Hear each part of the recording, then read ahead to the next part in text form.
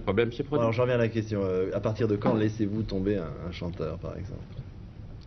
Il n'y a pas de règle, il n'y a vraiment pas de règle, ni de montant d'argent, on ne peut pas savoir. Non, par exemple, si vous aviez été le producteur de Johnny Hallyday au moment où il est passé à l'Alhambra et qu'il s'est fait huer par la foule, est-ce que vous l'auriez laissé tomber à ce moment-là? Mais il était au début de carrière. C'est plus facile de prendre un homme au début de carrière, ou un talent, ou un chanteur au début de carrière après qu'après. cette séance mémorable à l'Alhambra, on vous a Non, laissé mais tomber moi, je me suis tapé un bide à l'Alhambra, c'est vrai. Enfin, un bide de parterre, hein, parce que le haut était pour moi. Mais, Vous aviez des hommes dans la comme salle. d'habitude.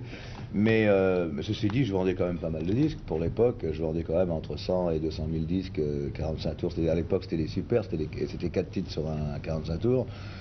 Et pour l'époque, je pense que c'était quand même pas mal. Surtout que c'était mon deuxième disque quand je suis passé à l'Alhambra. Oui, mais je veux dire, après l'Alhambra, est-ce qu'il y a des gens comme M. Moi, je sais Barclay, que- par exemple, moi, je qui sais vous ont que- laissé tomber? Non, pas du tout.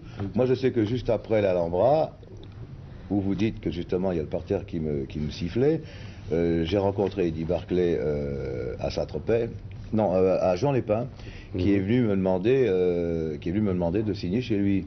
Donc, je veux dire, c'est pas le genre à laisser tomber quelqu'un, surtout dans ce cas-là, puisqu'il est venu me demander d'enregistrer chez lui. Et malheureusement, j'avais déjà un contrat, je pouvais pas. Eddie?